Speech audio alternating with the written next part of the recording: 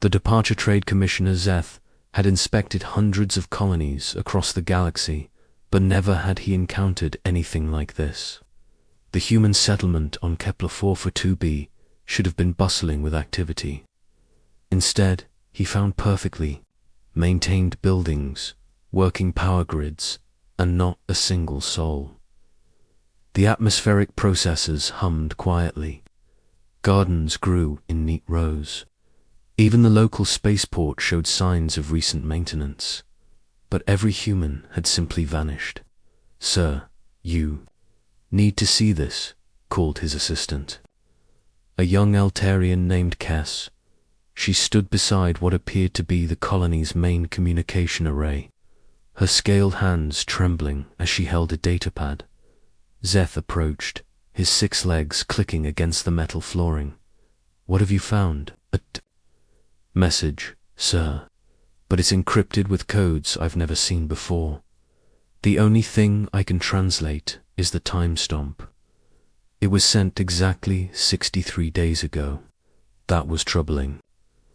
63 days ago, this colony had been reporting normal operations to the Galactic Trade Authority. Zeth had personally reviewed their quarterly shipping manifests. "Send word to the Council," he ordered. "Something significant has happened."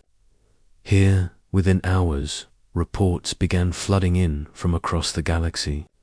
The pattern was identical everywhere humans had established settlements, outposts, or even temporary research stations. They had vanished without warning or explanation. The emergency session of the Galactic Council convened in record time. Representatives from 47 species gathered in the Great Chamber, their usual diplomatic composure replaced by visible anxiety. Ambassador Yorth of the Cerulean Federation spoke first, her crystalline form pulsing with nervous energy. The humans operating our deep space mining platforms abandoned their posts simultaneously. They left behind operational equipment worth billions of credits, but took nothing except personal effects. "Same here," rumbled General Cass of the Ursine. Collective, human security consultants, engineers, even diplomatic attaches all disappeared on the same day. "My intelligence network shows no movement toward Earth or any human worlds." Council Speaker Mora, an ancient being whose species had guided galactic affairs for millennia, raised her hand for silence. "Has anyone made contact with Earth directly?" The chamber fell quiet. Finally, Admiral Rex of the Stellar Navy spoke up. "We've tried, Speaker Mora. Standard communication channels to the Sol system are completely dead. Long-range sensors show the entire system has been enclosed in some kind of barrier we can't identify." This revelation sent waves of concern through the assembled delegates. Humanity had been part of the galactic community for only 3 centuries. But in that short time, they had become deeply integrated into nearly every aspect of interstellar civilization. Dr. Tellen, the Council's chief economist, presented her preliminary analysis. "Early calculations suggest the immediate economic impact will be severe. Humans managed 17% of our trade routes, operated key infrastructure on 43 worlds, and provided security services for over 60 commercial enterprises. But economics quickly became the least of their concerns. Within the first week after the disappearance, pirate attacks in the Outer Rim sectors increased by 300%. The human fleet groups that had patrolled those regions were gone, leaving vast areas of space vulnerable to raiders and smugglers. Captain Voss of the merchant vessel Stardancer learned this firsthand when her ship was attacked while carrying medical supplies to a plague-stricken world. The pirates who boarded her vessel seemed as surprised as anyone. "Where are the human patrol ships?" their leader had demanded, as if she somehow had the answer. The second week brought infrastructure failures. On Raxes Prime, The planetary defense grid suffered a cascade malfunction that took days to repair. The system had been designed by human engineers, and apparently only they fully understood its intricacies. Similar problems emerged everywhere. Atmospheric processors required manual overrides when their automated systems failed.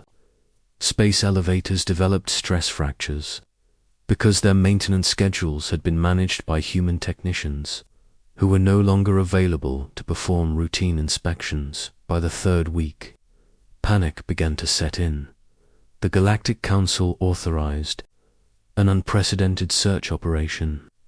Every available ship was pressed into service, scouring known space for any sign of humanity's exodus. They found nothing. It was as if an entire species, numbering in the billions, had simply ceased to exist. Ambassador Rayner of the Aquatic Worlds presented the most disturbing findings. Our deep space monitoring stations recorded no unusual ship movements, no mass migrations, no energy signatures consistent with large-scale transportation. According to our instruments, the humans didn't go anywhere. They just stopped being where they were. The mystery deepened when Council investigators began examining the encrypted messages left behind at human facilities. Teams of the galaxy's best cryptographers worked around the clock, but the codes seemed to shift and change, resisting all attempts at decryption. Finally, after weeks of effort, a breakthrough came from an unexpected source. Dr. Nix, an elderly scholar who specialized in ancient languages, noticed patterns in the encryption that resembled mathematical concepts from pre-spaceflight human texts. "It's not just a code," she explained to the emergency committee. "It's a test. The humans designed it to be broken only by someone who understood their way of thinking." Working day and night, Dr. Nix's team finally cracked the first layer of encryption. What they found made no sense. The message contained detailed star charts marking locations throughout the galaxy, but these weren't places where humans had established colonies or outposts. They were empty regions of space, areas so devoid of resources or strategic value that no species had bothered to explore them thoroughly. Each location was marked with a single word in ancient human script: containment. Commander Thek of the Council's Exploration Division was tasked with investigating these mysterious coordinates. His ship, accompanied by a small fleet of vessels from various member species, reached the first location after a week of travel. They found nothing visible, but their instruments detected something unprecedented. Reality itself seemed unstable. In these regions, space-time showed irregularities that defied explanation. Energy readings fluctuated wildly. Most disturbing of all, crew members reported strange dreams and waking visions.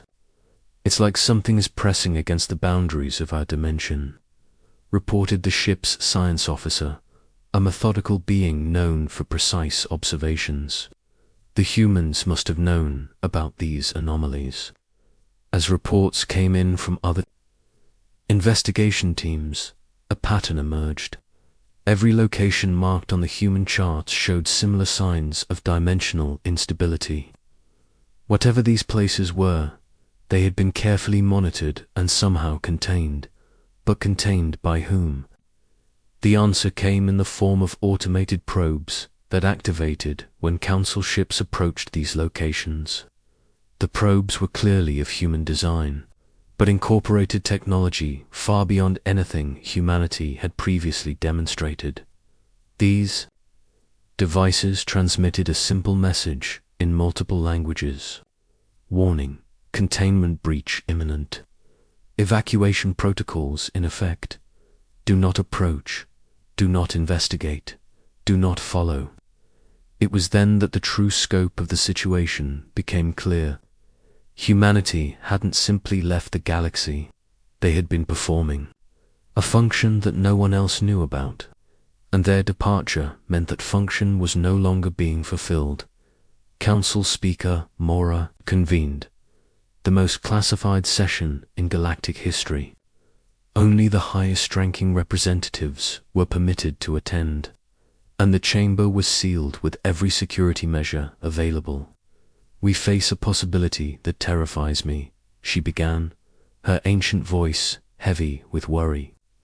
"What if humanity's role in our civilization was far more significant than any of us realized?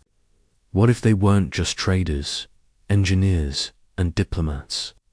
What if they were guardians?" The evidence was mounting. Every region of space that humans had patrolled or established a presence in was now showing signs of unusual activity. Ships reported navigation errors in areas that had been stable for centuries. Deep space sensors detected movement where nothing should exist. Most alarming were the reports from the rim worlds. Colonists spoke of shadows that moved without casting objects, sounds that came from empty spaces, and dreams that felt more real than waking life. Admiral Rex presented the military assessment. "Our defensive capabilities have been compromised, not just by the loss of human ships and personnel, but by the breakdown of systems they helped maintain. We're more vulnerable now than we've been in 1,000 years." As the session continued into its second day, a new message arrived from the automated probes. This one was different, more urgent. Phase 1 containment failure confirmed. Phase 2 protocols activating. Estimated time to cascade breach, 47 days. Evacuation recommended. This is humanity's final warning. The chamber erupted in debate.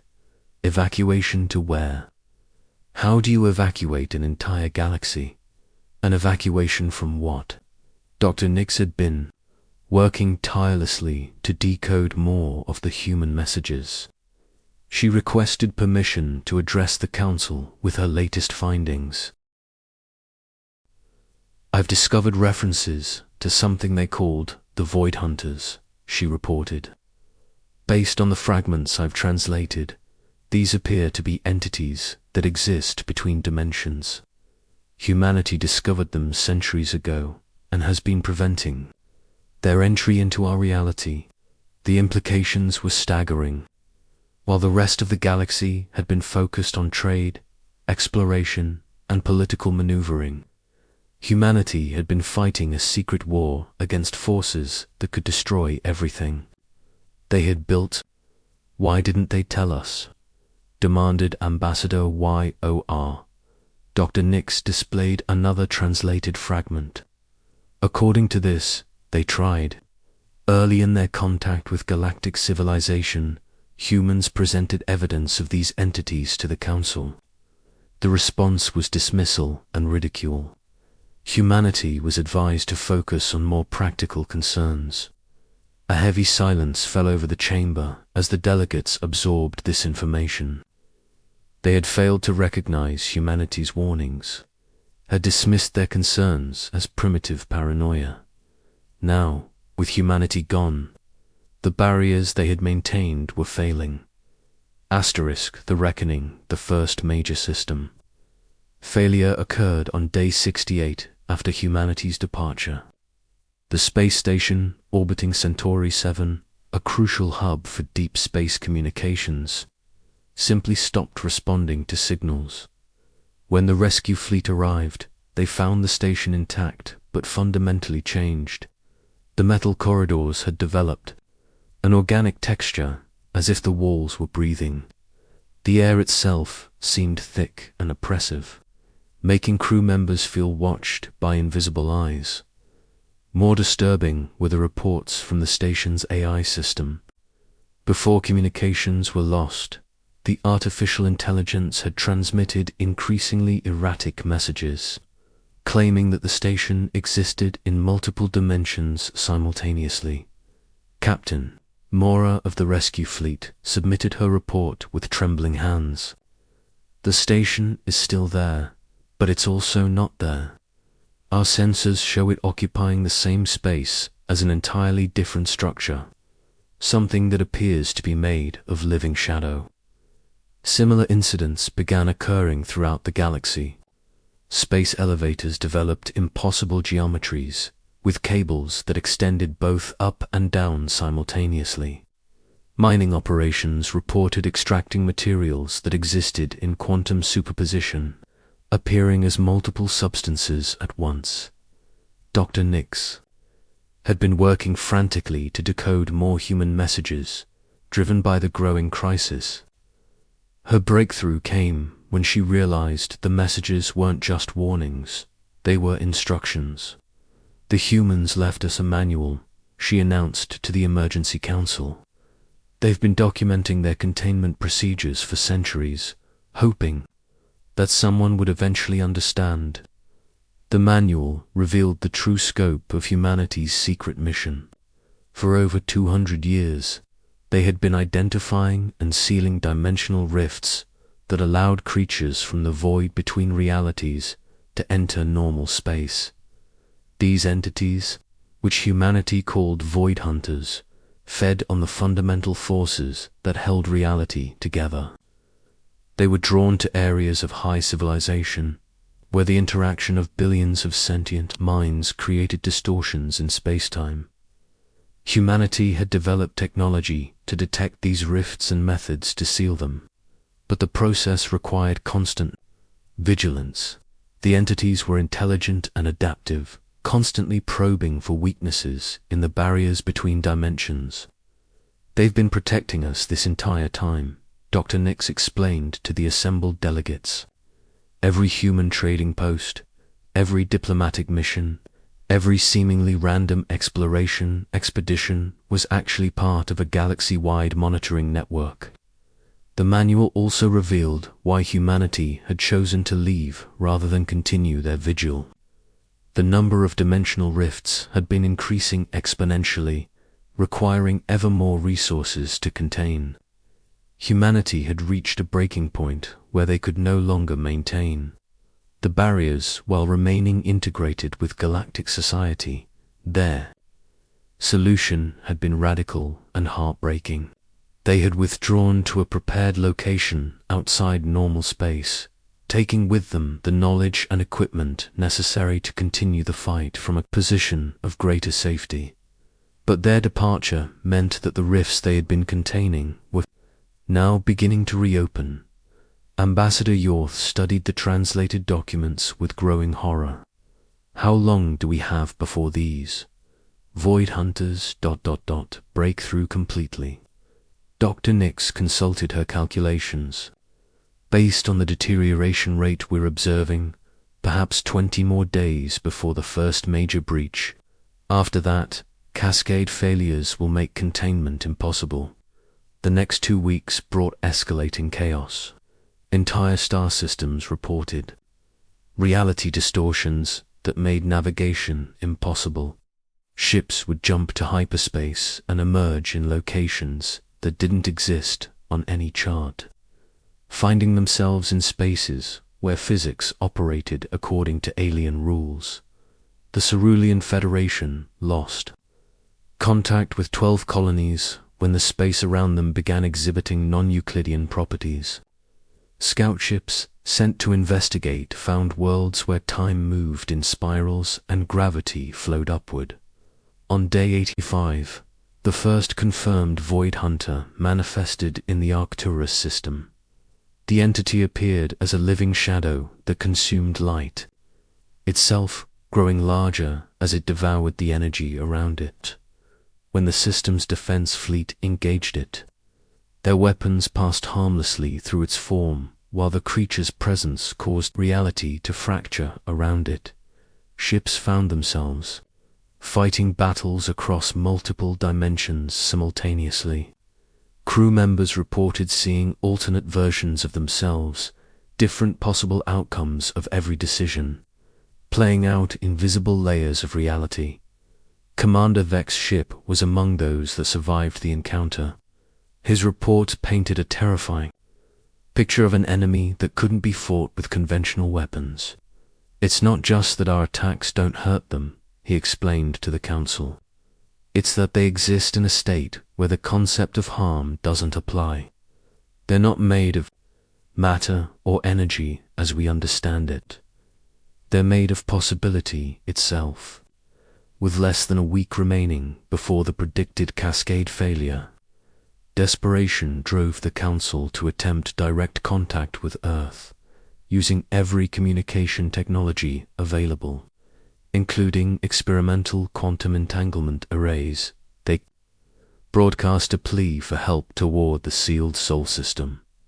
For 3 days, there was no response. Then, on day 92, a single message penetrated Earth's barriers. We hear you. We never stopped watching. But the price of salvation will be higher than you can imagine. The voice was recognizably human, but aged and weary in a way that suggested centuries rather than months had passed. Who is this? Speaker Mora transmitted back. Admiral Sarah Chun, formerly of the Terran Defense Force, currently commanding the Reality Anchor project. We've been fighting this war for 300 years, and we're losing. The conversation that followed revealed the full scope of humanity's sacrifice. When they had withdrawn from normal space, they hadn't simply hidden themselves away. They had entered the void between dimensions, establishing a foothold in enemy territory. We've been holding the line, Admiral Chen explained, but we can't do it indefinitely. The Void Hunters are ancient and patient. They've been probing reality's defenses for millions of years, and they're learning. The human forces had developed weapons and shields that could function in the void, but maintaining them required enormous energy expenditure. They had been slowly losing ground, forced to abandon position after position as their resources dwindled. "Why didn't you ask for help?" demanded General Cass. "We tried, remember. 2 centuries ago, we presented evidence to your predecessors. They called it fantasy and recommended we focus on real threats." The bitter truth hung heavy in the transmission. Humanity had been forced to fight alone because the galaxy had refused to believe the threat existed. "But there is still hope," Admiral Chen continued. "We've developed a solution, but it requires a sacrifice from every species in the galaxy." The plan was audacious and terrifying. Humanity had discovered that the Void Hunters were drawn to the psychic energy generated by large populations of sentient beings. This energy created weak points in reality that the entities could exploit. The solution was to voluntarily reduce the galaxy's collective psychic footprint by having major population centers enter synchronized meditation states. This would strengthen reality's barriers, while humanity launched a final assault on the Void Hunter's stronghold in the dimensional void. "The meditation must be perfect," Admiral Chen warned. "Every major world, every space station, every ship must participate simultaneously. One break in the pattern, and the entire plan fails." The logistics were staggering. Coordinating billions of beings across hundreds of worlds to enter a meditative state at precisely the same moment would require unprecedented cooperation. Speaker Mora made the decision that would define galactic history. "We will do it. Tell us what you need." The next week was a frenzy of preparation.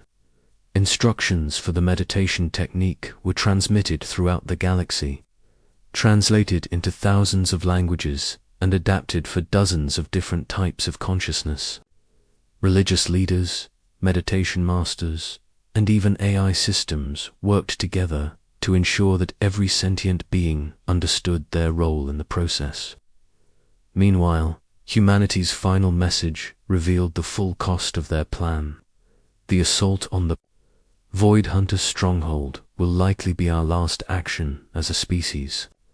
We've prepared weapons that will seal the dimensional rifts permanently, but using them will require us to sacrifice our ability to return to normal space.